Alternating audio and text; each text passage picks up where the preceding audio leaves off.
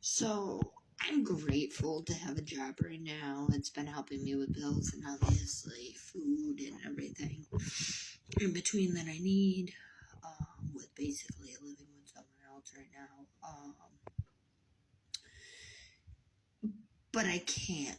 I can't take people's bullshit. I can't take people constantly bitching about their personal life and bitching over every single penny. Like, if you really feel the need, just take my fucking tips. Just take them. But stop with the bitching. I'm tired of hearing my kid won't get up for school in the morning. I wish I could wake up my kid for school in the morning and get them dressed and put them on the bus. I wish I could. I don't have that luxury. I don't have that luxury to go home to my kid and feed my kid dinner because the state took my children away from me on false pretenses and never even took me to court to try and take my rights away, just gave them to my kid's father. I don't have that luxury of being able to put my kids to bed, feeding them dinner, feeding them breakfast, getting them up, getting them dressed for school. I don't have that luxury. Bitching about money. Okay. Money isn't everything. But you're also the same person who shops on your phone at work. If you weren't busy on your phone and paid attention to customers, you'd have tips. Or leaving your other coworker on the front end to do everything, you'd have tips. Like, you guys complain about the bullshit, okay?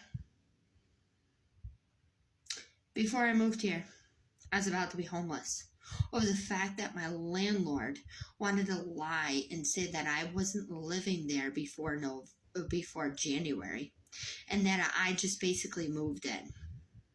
Mind you, I had lived at my residence almost 5 years, but I didn't live there before it. I became homeless due to this. I was taken in, very grateful, taken in. I have a roof over my head, not complaining. I now have a job. I've had a job since I basically moved, like within like 2 weeks of moving here. Still, once again, grateful. I'm a little sad that I had to move away from my children, but still, once again, grateful for a roof over my head, food in my stomach, a job, like very grateful. Mind you, these people go to church. I don't go to church. But I'm very, very grateful for everything, and I'm grateful for every time that I have a setback and I bounce back. That's why I'm here. I'm trying to bounce back harder this time than I have before. I've got bills piling up. I don't get 40 hours a week. I wish, but I'm grateful for the hours I get because they pay some of my bills. They may not pay all of it, but I'm grateful for every little freaking thing I have. I'm grateful for this sweatshirt from I think 2 Christmases ago that I bought myself. I'm grateful for the pants I have on my butt. I'm grateful for the bra that's holding up my breasts. I'm grateful for the underwear that I have underneath my jeans. I'm grateful for the socks on my feet. I'm grateful for the hair on my head. Even though from time to time I want to cut it all off. I'm grateful for everything I have. So when you guys come out the woodwork complaining about what you have, it annoys me to no end. To no end. About your children, I wish I had my children still. I was basically told that I was not a good enough mother, but mind you, from the time they came home from the hospital till the time DCF took them away, those kids were provided for. I still have a pair of pants from high school that I still wear. Because you want to know why? I made sure those kids had clothes on their back, food in their stomach, and they had medical care, and they went to school. And when they got home from school, they had a mother there that was loving, played with them, taught them to talk, taught them to walk, taught them everything. I was not the parent that sat my child in front of a TV. I was not. Did not sit them in front of a phone, did not sit them in front of a tablet. You know what we did? We played. We walked, we crawled, we babbled, we laughed. So for all y'all who are taking your children for granted, be lucky you have those children. Be lucky. I don't have my children day to day in my life, and trust me, I wish I did. I love my children. But unfortunate circumstances happened, and I don't have my children. But do I sit here and do I regret everything I did? No, because at the end of the day, my children were taken for illegitimate circumstances.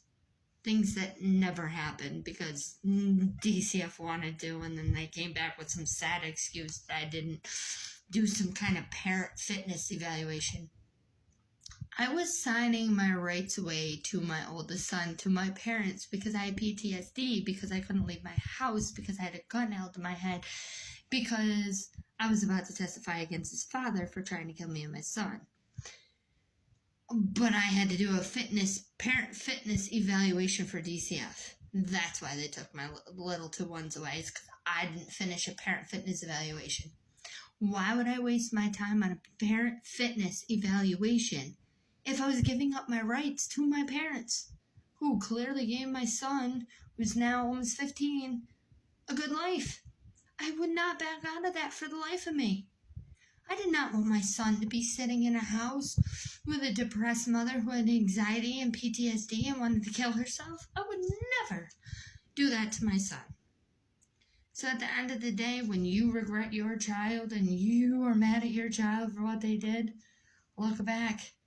I got my child taken away from me because I had a mental health problem that his dad caused. And I willingly signed over my rights knowing that I could not give that child a life that he wished he could have, and signed over my rights to give that child the life that he could have. And just for it to affect me to get my two little ones taken away. And my little ones, I did absolutely nothing wrong with. They were taken to the doctors. They were taken to the dentist. They were taken to the park. They were going to daycare when I was at school and at work. I was doing everything for them. So don't regret those babies. Please, please, please, please, please don't regret those babies.